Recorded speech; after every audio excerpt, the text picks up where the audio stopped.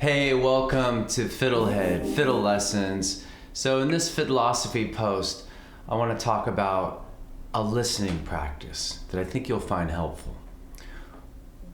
As a beginning music student, it's hard enough to learn how to play, let alone trying to listen to other things that may be going on.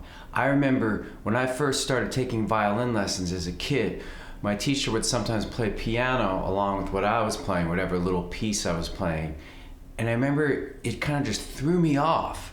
I couldn't hear both. I was distracted by one thing, but then when I listened to piano, I couldn't hear what I was doing. The same thing happened in a different level when I tried to play with like a little youth orchestra. I was amazed and confused how everybody seemed to be able to just play together and read and do their own thing and listen all at the same time, and I just couldn't do it at first. So with all this in mind, I've realized that there's a thing you can do to practice this. In fact, you can practice anything. You can practice anything, you can practice anything.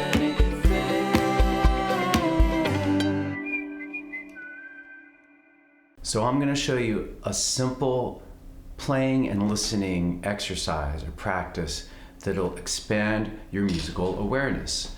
It's pretty simple.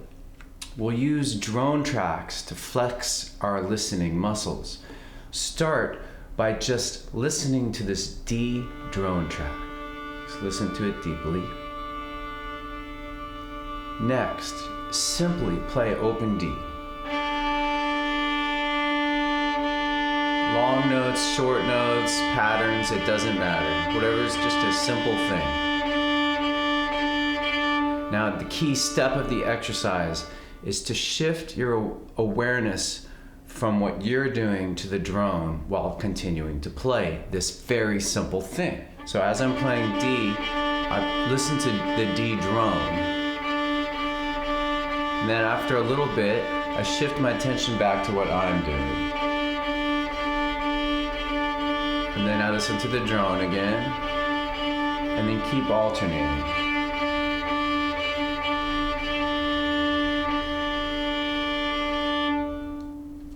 After doing that process a little bit, see if you can hear both at the same time in a flash. It may have already happened before I even suggested it.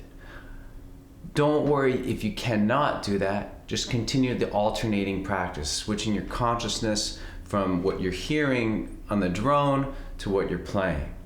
Eventually, it'll naturally sync up. So I find this to be a very good and powerful practice for musicians of all levels. Once you get the basic idea using a simple open D, then extend the practice by doing more complex things. See if you can do it just open D twice to D1. Can you hear that, just that, what you're playing? And then can you hear the drone? Then extend it to a scale. Can you hear the drone as you play the scale? So I think you'll have a lot of fun with this exercise. Of course, you can do it with any tune. I suggest starting with a little piece of a tune, and you could also do it with play-along tracks instead of a drone. Maybe you don't like the whole drone thing. You can do it with a play-along track. So let's try that right now.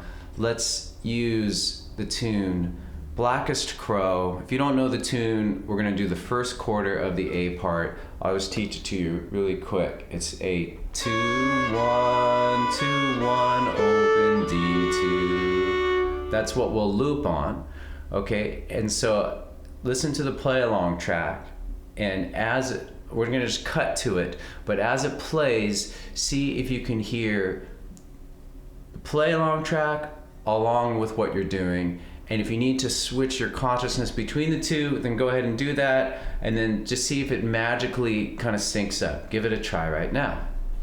1, 2, 3.